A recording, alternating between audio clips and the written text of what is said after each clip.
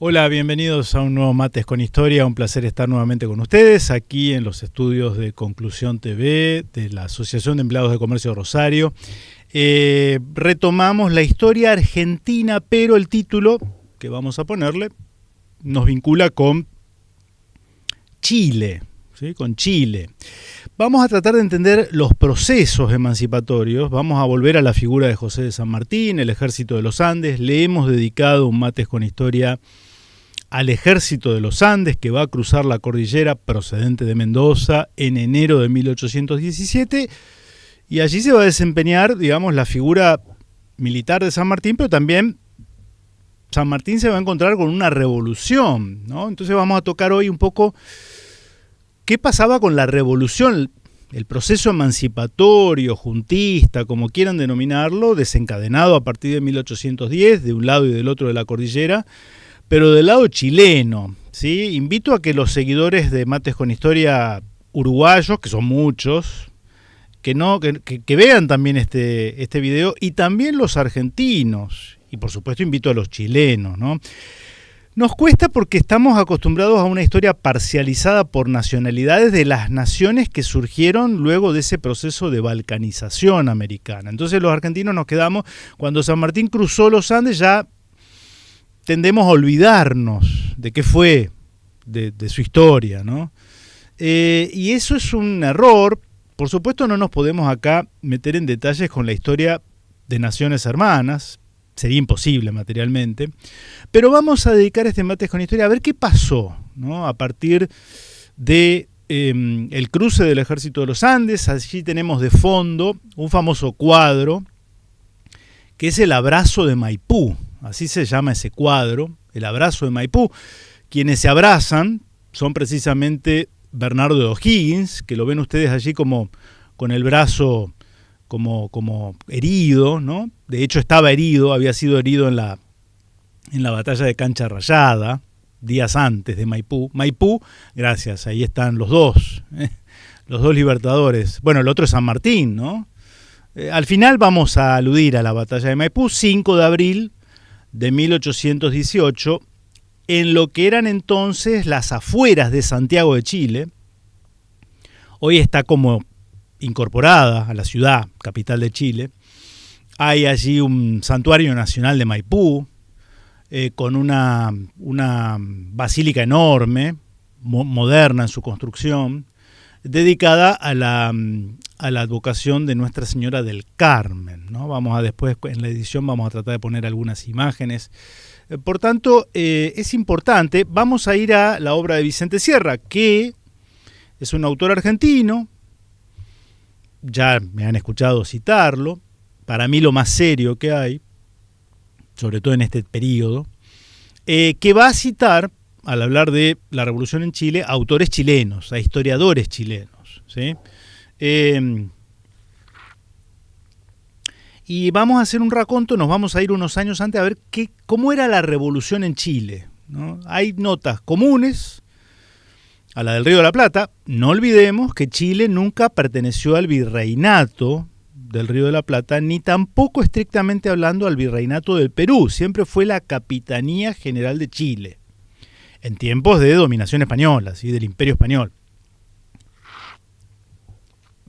Entonces va a haber cosas comunes, tan común como nuestra frontera común, una de las más largas.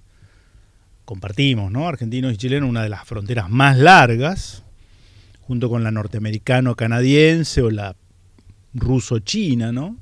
Pero va a haber también notas distintivas. Entonces, la Revolución de Chile, dice Vicente Sierra: hombres y hechos correspondientes al proceso independizador de Chile se vinculan de tal manera con hombres y hechos del similar proceso argentino y se asemejan en tantos aspectos que la Revolución de Chile integra una estructura histórica inseparable de la historia argentina.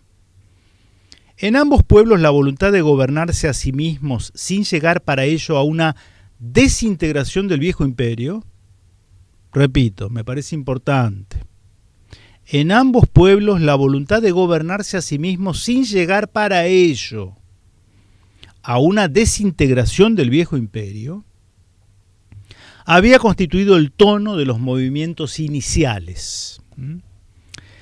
Lo que diferenció a una revolución de otra fue la distinta composición social de ambos países. La clase dirigente chilena integraba una auténtica aristocracia, mientras en el Río de la Plata se componía de comerciantes enriquecidos o con deseos de enriquecerse, representada por sus hijos, unidos a una clase media de profesionales y religiosos. Si en Chile la revolución la hace una fracción de la aristocracia, en Buenos Aires la realizan los militares. Esto me permito yo glosar, ¿no? Quizás se explique también porque Buenos Aires había sufrido años antes, de 1810, las dos invasiones inglesas, que resultaron victorias criollas, precisamente por la pericia de Santiago de Liniers y la conformación de milicias populares, experiencia, contingencia histórica por la cual no atravesó Santiago de Chile, ¿no? Esto me permito yo agregarlo. Tal diferencia determinó a corto plazo que la de Buenos Aires fuera una revolución más revolucionaria que la de Chile en cuanto a su expansión en el pueblo, aunque en ambos países sus dirigentes civiles denunciaran la misma indecisión para afrontar soluciones concretas.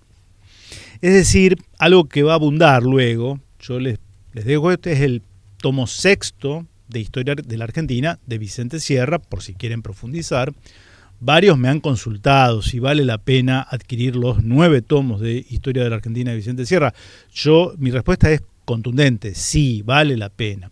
Vale el esfuerzo económico, son muy caros, esto también hay que decirlo. Pero créanme, no se van a sentir defraudados leyendo las páginas de Vicente Sierra. Esto que acabo de expresar lo va a ir profundizando, va a dar un resumen muy detallado de cómo era el proceso y las distintas facciones. Ahora vamos a mencionar, porque me han preguntado en alguna ocasión, por estos famosos hermanos, Juan José y José Miguel Carrera. Juan José Carrera y su hermano José Miguel Carrera, vamos a decir algo de ellos, van a tener un rol protagónico junto con Bernardo de O'Higgins, quien está allí abrazándose con San Martín, pero eso va a ser recién el 5 de abril de 1818, ¿no? Estamos en los años previos, para entender el proceso en Chile.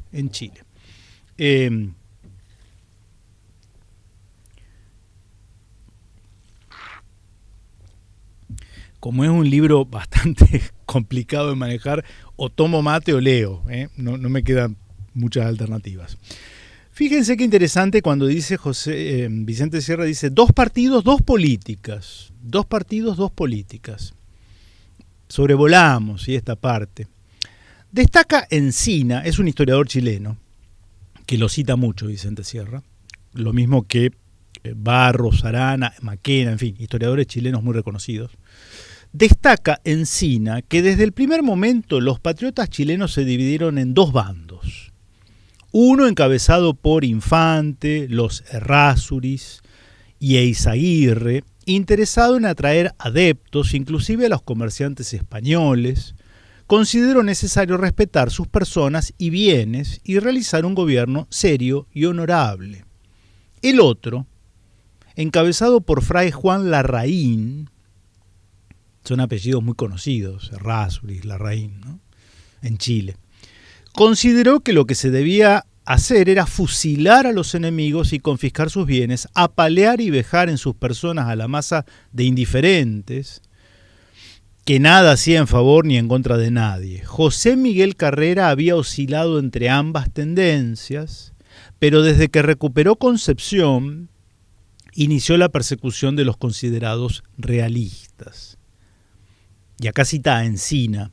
Fue lo mismo que desatar una jauría de perros rabiosos, dice Encina, sobre el infeliz territorio que se extendía desde el Maule al Biobío, 2 ríos allí en Chile, desde el Maule al Biobío.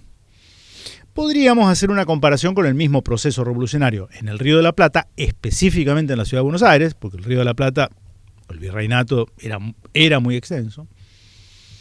La facción jacobina, encarnada por Mariano Moreno, que manda a fusilar a Santiago de Liniers, en fin. Los morenistas, luego de la muerte de Mariano Moreno, en marzo de 1811. Juan José Castelli, French, en fin. Y la facción la facción saavedrista, Cornelio Saavedra, ¿no? Ese enfrentamiento. Que no tenía mucho que ver con el carácter fogoso de Moreno, pausado y calmo de Saavedra, sino que tenía que ver con dos formas de entender cómo debía encauzarse el proceso que no llamaban revolucionario entonces, pero que en los hechos lo era, ¿no? Le hemos dedicado un Mates con Historia a marcar las diferencias, ¿no? Caos político-militar a fines de 1813, estamos en la previa a lo que va a ser el cruce del Ejército de los Andes y su llegada a territorio chileno. Para entender, en los últimos meses de 1813 la situación chilena era un verdadero caos. Por primera vez habían debido enfrentarse con las armas a un enemigo inesperado y a la par las explosiones de rencores hasta entonces ocultos y de ambiciones siempre latentes que habían amparado sus ilegítimos afanes bajo la bandera patriota. La revolución se había hecho dentro de un tono de fidelidad más pronunciado que el de Buenos Aires. Fidelidad a la corona, ¿no? El rey estaba depuesto, estaba encarcelado. Más que encarcelado, prisionero, rehén, Fernando VII en Francia. La revolución se había hecho dentro de un tono de fidelidad más pronunciado que el de Buenos Aires. Y si bien también respondió al legítimo deseo de conquistar el gobierno del país para sus naturales, nadie consideró que para lograrlo se requiriera una absoluta independencia. Esto vuelve Vicente Sierra sobre la misma idea. Muchos patriotas de entonces, americanos, leales al imperio, al monarca legítimo, aspiraban legítimamente a conseguir mayores cuotas de autonomía para los territorios americanos. Esto era la respuesta a ese proceso centralizador que habían ejecutado los reyes de la Casa de Borbón desde 1700. Hay que entender también esto. Por eso había un matiz entre independencia absoluta y formación de repúblicas independientes, que es lo que va a triunfar por la intervención también de intereses extranjeros, ingleses sobre todo, y la total sujeción a un monarca que ya su legitimidad dejaba bastante que desear. Me estoy refiriendo a Fernando VII. Había un matiz intermedio, ¿no? Una emancipación política, una autonomía que no derivara en la desaparición completa de lo que era el Imperio Español. Es algo que razona Vicente Sierra y a lo cual yo adhiero, ¿no? Esperen que me perdí. Nadie consideró que para lograrla se requeriera una absoluta independencia para la que la mayoría no estaba preparada. El 7 de agosto de 1813 apareció en Santiago el primer número de El Semanario, periódico editado por Antonio José de Irizarry, guatemalteco arraigado en Chile, quien planteó en su publicación, sin circunloquios ni eufemismos, el problema de la independencia. Y acá cita El Semanario, ese semanario publicado. Solo nos resta, decía en el primer número, desterrar para siempre de nuestro lenguaje el cansado nombre de Fernando, que no contribuye a otra cosa que a significar debilidad donde no la hay. Quede Fernando en Francia o vuelva, enhorabuena, nosotros debemos ser independientes. Fernando, rey de España, no puede menos de ser tirano enemigo de América. En fin, había todo un tono, ¿no? Un tono de época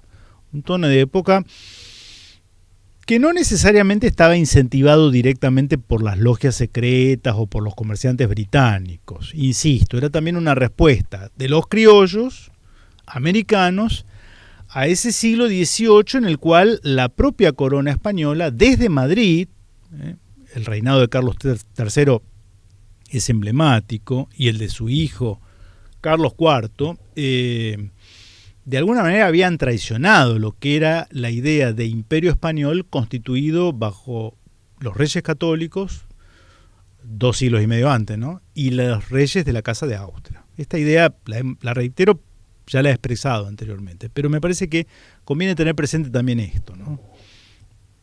Para evitar una visión tan maniquea que a veces se nos ha inculcado en estos temas históricos.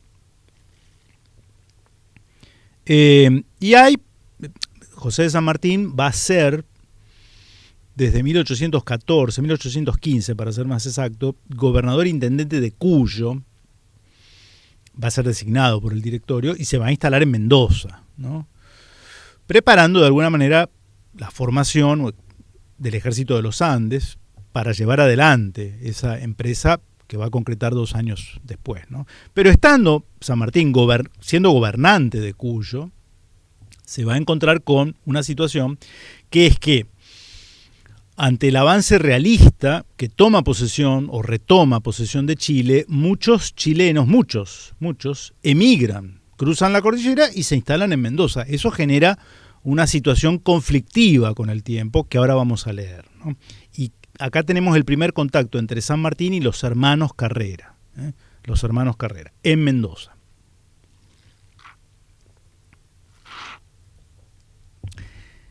Nos dice Vicente Sierra al respecto. Despachados los primeros socorros, el 11 de octubre San Martín comunicó al Cabildo de Mendoza que la seguridad de la provincia le impelía a separarse unos días de la ciudad para adquirir conocimientos indispensables a su defensa, por lo cual había acordado dejar el mando político a cargo del asesor general y el militar al del coronel mayor Marcos Balcarce. Hecho lo cual se puso en marcha hacia Uspallata y cerca de Mendoza, avanzando hacia la cordillera, o internándose en la cordillera, donde a poco tuvo la visión de la tragedia chilena, al enfrentar las primeras desordenadas columnas de fugitivos. Lo que más le impresionó fue la soldadesca saqueando a los civiles y a las misiones de socorro. Esto a él, que era muy castrense y valoraba mucho el orden, lo debe haber puesto mal, sinceramente. Al encontrarse con O'Higgins, le confió la tarea de poner orden. Y acá dice, un informe a Posadas. Posadas era Gervasio de Posadas, el director supremo, ¿no? Donde le relata esta situación. Retomo lo que dice Sierra. En Uspallata se acercó a San Martín Juan José Carrera para notificarle que, cita, en una choza vecina se hallaban los 3 individuos que lo componían al gobierno de Chile. Por si yo quería ir a verlos, está relatando San Martín este encuentro. Le contesté que me era muy satisfactorio que hubiesen llegado buenos y mandé inmediatamente a mi ayudante con un recado de atención. Fin de la cita. Lo correcto habría sido que los integrantes del gobierno de Chile se hubieran adelantado a saludar al gobernador intendente de Cuyo.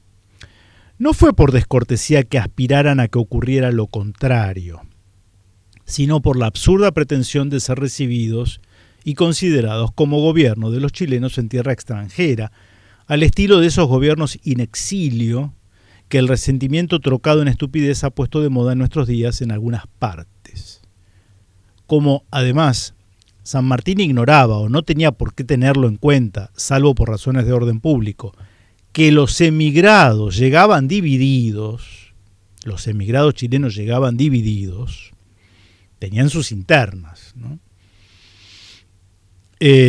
Por profundos odios de partido, al dirigirse a O'Higgins para que pusiera orden en la soldadesca, la que en su mayor parte respondía a los Carrera, hizo que algunos jefes y oficiales se quejaran a José Miguel Carrera de haber sido separados del ejército y nombrado a su rival. Es decir, y acá desarrolla, in extenso, no podemos detenernos en estos detalles, San Martín tiene que lidiar no solo con contingentes de chilenos que huían despavoridos, lo cual por otro lado, en otra parte lo dice Vicente Sierra, va a representar también una oportunidad para que engrosaran las filas del ejército de los Andes, cosa que va a ocurrir, cosa que va a ocurrir cuando el ejército de los Andes cruza finalmente la cordillera hacia Chile. Buena parte de sus contingentes eran chilenos, eran parte de este contingente de refugiados chilenos que habían llegado un par de años antes, ¿no? Pero lo pone en el brete, en la situación a San Martín, sin conocer demasiado en detalle la situación. Después se va a ir poniendo al tanto de cómo venían las internas de la política criolla chilena, en una situación de estar allí lidiando como fiel de la balanza, ¿no? Ya no quedaba a Cota Encina sino que Carrera, en resumen, ¿no?, que Carrera depusiese a San Martín del mando o que éste desarmara a los Carrera, que contaban con más fuerzas que él, lo que le hizo comprender que debía actuar con energía. El 19 de octubre pidió a los Carrera, por intermedio de Juan José Paso, que pasaran a San Luis en beneficio de la tranquilidad de Mendoza. La respuesta a la que se unieron Uribe y Muñoz fue negativa. Se negaron a acatar esa orden. A tal extremo llegó la situación que prácticamente Mendoza contó con dos gobiernos: el de su gobernador intendente, San Martín, y el del jefe chileno instalado en el cuartel de San Agustín, que San Martín le había facilitado para reunir a su gente. Dispuesto a poner fin a tales extremos, San Martín logró hábilmente reunir un fuerte núcleo de soldados chilenos auxiliado por O'Higgins, Maquena, Freire y Alcázar, al que reforzó con la división al mando de Las Heras y algunas milicias locales con cuya fuerza el 30 de octubre rodeó el cuartel de San Agustín y logró que los Carrera se entregaran. José Miguel y Juan José Carrera, sus respectivas esposas, Mercedes Fontecilla y Ana María Cotapos, así como la hermana de aquellos, Javiera Carrera, que se ve que era una mujer de armas llevar, dicho sea de paso, lo leí, ¿no? Javiera Carrera. Y los ex vocales Uribe y Muñoz fueron despachados a San Luis, a la provincia de San Luis, el 13 de noviembre. El 13 de noviembre. Ven, tenemos que ir avanzando para llegar un poquito a la parte del cruce. Vamos a omitir acá la batalla de Chacabuco, que fue una victoria patriota. Después viene la derrota en Cancha Rayada y luego viene el triunfo final en Maipú. Pero me encuentro en el medio un análisis reflexivo que hace Vicente Sierra de esta etapa, que me parece importante ponerlos a consideración de ustedes. Muy reflexivo, muy agudo, Vicente Sierra, en su observación del proceso. Por eso es importante esta obra, porque no es una mera crónica de hechos, sino va acompañada de su interpretación. Si se estudia desapasionadamente el proceso de la emancipación americana, y en particular el de la Argentina, se advierte enseguida que la falta de instinto político determinó que lo que pudo y debió tener un desarrollo constructivo, desde la primera hora se tradujo en un proceso anarquizante. Juan José Castelli, se encuentra en el Alto Perú con todos los medios y los hombres necesarios para afirmar la revolución. Y lejos de aprovecharlos tal como estaban constituidos, se lanza a la labor de destruirlos por el afán de introducir ideas extrañas a las circunstancias del ambiente. La Junta de Mayo destaca gobernadores y tenientes gobernadores que consideran que el destino los ha llamado para decir a los provincianos que son seres cuya inferioridad de luces exige que los iluminen los ilustrados de Buenos Aires. Esto habla bien de él, que era porteño, dicho sea de paso, ¿no? Vicente Sierra. San Martín no cae en tales torpezas. Encina lo ha señalado, destacando que ni en las cabezas más cultas, tanto en Buenos Aires como en Chile, logró penetrar la sencilla idea de que para alcanzar la independencia era necesario volver contra España la organización política y social tal cual existía, sin innovar ni remover sus resortes interiores, para evitar que se desarmara y perdiera su eficiencia como elemento de combate. Y acá cita a San Martín, a Encina. Todos cometieron la torpeza de ponerse a desarmar la nave para conformarla a sus ideas, en los instantes en que necesitaban obtener de ella el máximo rendimiento. Todos, por pobreza de instinto político, labraron con sus propias manos su derrota o su caída. El citado historiador agrega: San Martín, por el contrario, antes de pisar los suburbios de Mendoza, se despojó de su fraseología enciclopedista. Esto que a veces, ¿no? Porque se citan cartas, ¿no? Pero era un masón liberal, recontraliberal, enciclopedista con las ideas de la Revolución Francesa. Es posible que el hombre haya ido cambiando, ¿no? También es posible. Uno va cambiando las ideas. No para adaptarlas por un interés pragmático, sino porque a veces la realidad del que le toca actuar a uno hace que uno descubra un aspecto que hasta entonces estaba velado de esa realidad. Entonces, el citado historiador agrega: San Martín, por el contrario, antes de pisar los suburbios de Mendoza, es decir, alejándose del puerto cosmopolita de Buenos Aires y yendo al interior profundo, la América profunda, se despojó de su fraseología enciclopedista y de sus simpatías ideológicas o sentimentales para tornarse cuyano y solo cuyano. Se compenetró tan a fondo con el gobierno patriarcal que desde siglos regía en Cuyo que por momentos se confunde con los cabildos. Las nuevas notas se limitaron a un poco más de actividad y a mayores exigencias, encuadradas dentro de las normas tradicionales, con un humorismo de corte ligeramente más español. Es una opinión, yo no digo que sea la verdad revelada, pero me parece que hay que tenerlo en cuenta, sobre todo si lo trae a colación Vicente Sierra, insisto, citando al historiador chileno Encina. Encina. Y vamos a ir encarando la última parte.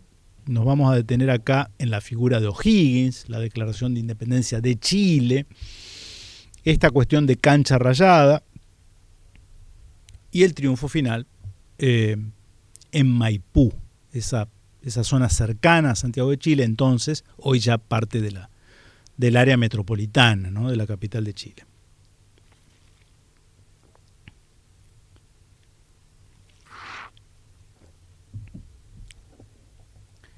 Bernardo O'Higgins, director supremo de Chile. Bueno, ya se produjo el triunfo, ya el ejército de los Andes cruza la cordillera,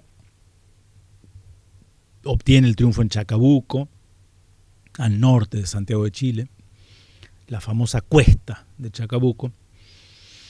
Y dice Sierra: el 14 de febrero San Martín, de 1818, al frente del ejército de los Andes, hacía su entrada en Santiago, recibido en medio del delirio de la multitud. Al día siguiente expidió un bando convocando a una asamblea, fíjense también ante la acusación que luego van a ser sus enemigos internos, ¿no? Pues los va a tener San Martín. Los Carrera, que dicho sea de paso van a ser fusilados, ¿no? Uno de ellos al menos por orden de Toribio de Luzuriaga en Mendoza. La acusación respecto de San Martín, lo hemos hablado esto, lo hemos mencionado cuando estuvo de visita Carlos Bukovac hace 3 semanas, que hablábamos de San Martín en la historiografía nacional, la acusación de que era monarquizante, de que pretendía tener un poder absoluto, que no admitía contradicciones, disidencias. Era un jefe militar, pero que en política actuaba de un modo muy cauteloso, muy prudente. Y fíjense lo que hace luego de su ingreso triunfal en Santiago. Al día siguiente expidió un bando convocando una asamblea de notables a fin de que se designasen 3 electores por cada una de las provincias de Santiago, Concepción y Coquimbo, para que procedieran a elegir jefe del Estado. Reunida la asamblea en número de 100 vecinos calificados, con la presidencia del gobernador, Francisco Ruiz Tagle, elegido interinamente a raíz de la fuga de Marcó del Pont, la mayoría expresó, cita, que la voluntad unánime era nombrar a don José de San Martín gobernador de Chile con omnímoda facultad. Fin de la cita. Demasiado bien conocía a los chilenos, ya ha pasado un tiempo y ya sabe, ¿no? Y era harto fino su sentido político como magras sus ambiciones de mando, de manera que se negó a aceptar el cargo e invitó al cabildo a que llamara a una asamblea popular o cabildo abierto. Así se hizo, concurriendo a la reunión 210 vecinos, ante los cuales el auditor del ejército, doctor Bernardo Vera Pintado, reiteró públicamente la renuncia de San Martín, siendo aclamado en el acto el general Bernardo O'Higgins como director supremo del Estado de Chile. Su primer acto fue, y acá enumera un poco las primeras disposiciones de Bernardo O'Higgins como director supremo. Director supremo, por tanto, al cual accede por decisión, por un renunciamiento que hizo San Martín, que había sido proclamado casi por unanimidad en esa suerte de asamblea, de la primera asamblea de 100 personas, ¿no? Y vamos al capítulo 5 de este tomo que Vicente Sierra titula La guerra en Chile, Cancha Rayada y Maipú. Acá habla sobre la conspiración de los Carrera, en fin, la ejecución que tuvo lugar, no sin mucha deliberación previa, ¿no? La orden, de todas formas, no la ejecuta San Martín, la hace Toribio de Luzuriaga, que estaba como delegado militar en Cuyo en esta época, y por orden expresa del director supremo en ese momento, ¿no? que era Pueyrredón.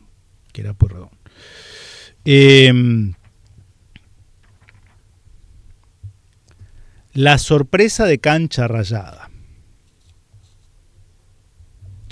El 19 de marzo de 1818, San Martín situaba su ejército frente a Talca, dando las órdenes consiguientes para evitar una acción de sorpresa del enemigo. Por errores atribuidos por unos a Breyer y por otros a Hilarión de la Quintana, los movimientos ordenados se llevaron a cabo con notoria impericia.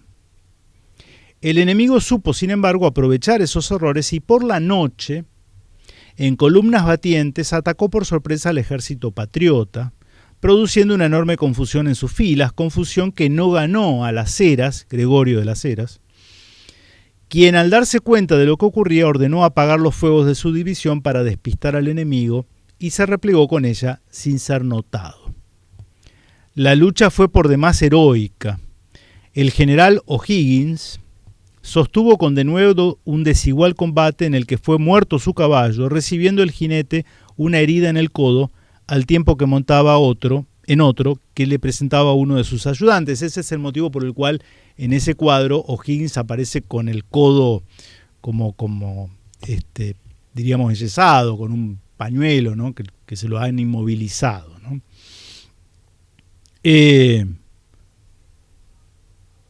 Una bala mató al lado mismo de San Martín a su ayudante, Juan José Larraín. San Martín, en medio de la confusión, comenzó a dar órdenes, mandando retirar la reserva y que se concentrara en otro sitio. Eran las 11 de la noche, Las Heras había logrado salvar 3.500 hombres, con los que a la hora 0:45 del día siguiente, después de organizarse, emprendió la ruta de Santiago.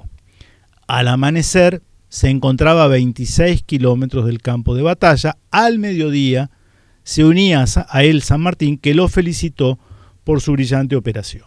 La jornada de Cancha Rayada costó poca sangre, pero se perdieron los bagajes, trenes y artillería, si bien existían en Santiago medios de reponer el material perdido, y Las Heras había salvado una importante división, con lo cual fue fácil, mediante esfuerzos extraordinarios, hacer que en pocos días surgiera un nuevo ejército de 5.000 hombres para volver al combate, cosa que va a ocurrir semanas después, el 5 de abril de 1818, en Maipú.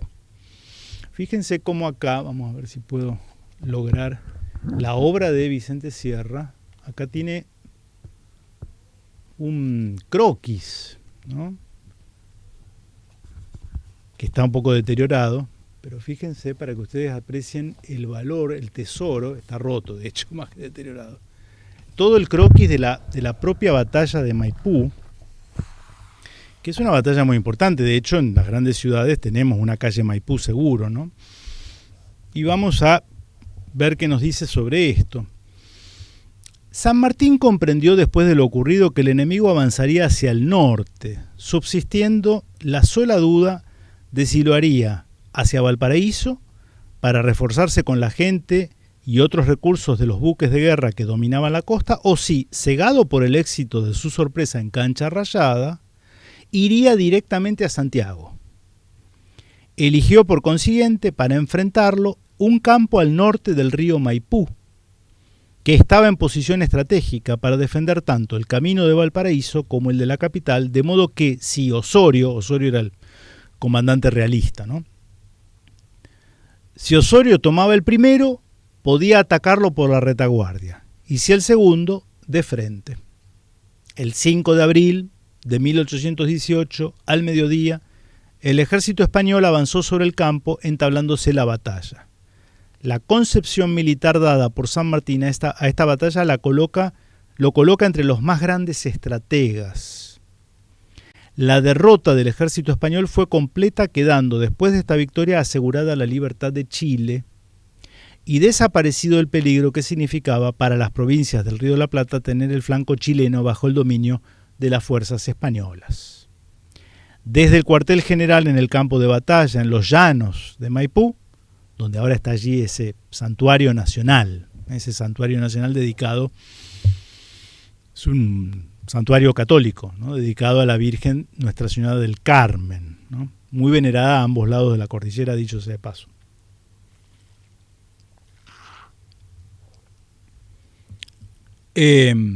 San Martín dirigió al director supremo Pueyrredón el parte de la acción. Y bueno, acá cuenta lo que dice. Los trofeos de esta jornada fueron 12 cañones, 4 banderas, 1000 muertos contrarios, un general, 4 coroneles, 7 tenientes coroneles, 150 oficiales y 2200 prisioneros de tropa, 3800 fusiles, la caja militar, el equipo y las municiones del ejército vencido. Esta victoria, la más reñida de la guerra de la independencia sudamericana, costó al ejército patriota más de 1000 caídos, entre muertos y heridos, pagando el mayor tributo los negros de Cuyo. Los negros, la población negra, negros libertos, de los cuales quedó más de la mitad en el campo. La batalla de Maipú puede ser denominada la Batalla de América, no solo porque su consecuencia militar más trascendental fue facilitar la destrucción del poder español en el Perú, sino por el efecto que produjo en Europa entre las potencias de la cuádruple alianza, a poco reunidas en el Congreso de Aquisgrán. En efecto, Maipú determinó la quiebra de proyectos de reparto de América que se gestaban en algunas cancillerías o de ayuda a España para recuperar por la fuerza sus antiguas colonias. Después de Maipú, España se vio sola, aislada de sus propósitos de obtener apoyo para someter la rebeldía americana. Europa comprendió que América sería irremisiblemente independiente y dejó a España que se entendiera con sus antiguos súbditos. Finaliza Vicente Sierra el análisis de esta síntesis que hemos hecho, ustedes ya lo saben, que hacemos de los procesos históricos. Pero teníamos una deuda con relación a qué pasaba del otro lado de la cordillera. Estamos viendo la parte de Chile. Hoy hemos dedicado esta parte a la parte de Chile. Pero esto continúa. Vamos a dedicar seguramente otro capítulo, más adelante, a la cuestión de la Armada. Esto que también es motivo de controversia, de polémica, el vínculo de José de San Martín, una vez asegurada el territorio chileno, con esa oficialidad británica, Lord Cochrane, por ejemplo, el más conocido quizá, la armada que va a llevar el ejército de los Andes hasta la costa sur de Perú, ¿no? Y vamos a dedicar también otro Mates con Historia a la parte peruana, Insisto, sin poder agotar todo, porque se imaginarán que podríamos estar acá, no sé, toda la vida, pero no es el caso, ¿no? Y sinceramente no se puede materialmente. Pero por eso importante lo que hacemos o que tratamos de hacer humildemente, acercar bibliografía que consideramos seria al respecto. Gran suceso el video, el anterior dedicado a la historia, con Marcelo Gulo como invitado. Y aprovecho precisamente porque esta semana que pasó, Marcelo tenía previsto una serie de actividades, la presentación de sus libros, que hemos mostrado acá cuando estuvo, la trilogía sobre el rescate del legado hispánico a ambos lados del océano, en Puerto Rico, y nos hemos enterado de un hecho vergonzoso como fue la cancelación de la actividad académica que estaba prevista y organizada en la Universidad de San Juan de Puerto Rico, por decisión de la decana de la Facultad de Humanidades y Artes, la profesora Bosch. Esto está en los medios de comunicación en los últimos días. Mi solidaridad con Marcelo, no la necesita, pero igual se la expreso desde acá. Tuve oportunidad de poner algo en Twitter al respecto, muy breve, a la par de ser una vergüenza, porque la verdad que censurar un acto académico a esta altura de la evolución de la humanidad, primero que es contradictorio con el espíritu universitario, estamos de acuerdo, ¿no? Nos retrotrae a épocas que creíamos superadas, la de la censura previa, ¿no? Yo creo que habla de la mediocridad y de la imposibilidad de dar un debate serio y con altura, ¿no? O, algo más grave aún, hablar mucho de pluralidad y diversidad en el ámbito universitario, mientras los que opinen y hablen sean de mi palo ideológico. Entonces, para eso cerremos la universidad. Pero los deja en evidencia. Los deja en evidencia como lo que son. Personas que no tienen espíritu de diálogo, ni de un diálogo y un debate constructivo y reflexivo. La víctima fue Marcelo, podría haber sido cualquier otro académico, pero más que víctima en realidad sale triunfante Marcelo, porque en época de redes sociales, de canales de YouTube, de infinidad de modos por los cuales las ideas pueden circular libremente, le dio más prensa, más notoriedad y concitó mayor interés quizá que el que hubiera sido de haberse realizado esa función o ese acto académico en la universidad. De modo tal de que, bueno, nuestro saludo a Marcelo, a todos los puertorriqueños, y bueno, seguiremos con Mates con Historia, con los temas que nos quedan pendientes en este orden cronológico, ya les insinué algunos. Mientras tanto les dejo un saludo, buena semana, que estén bien, nos vemos la próxima si Dios quiere.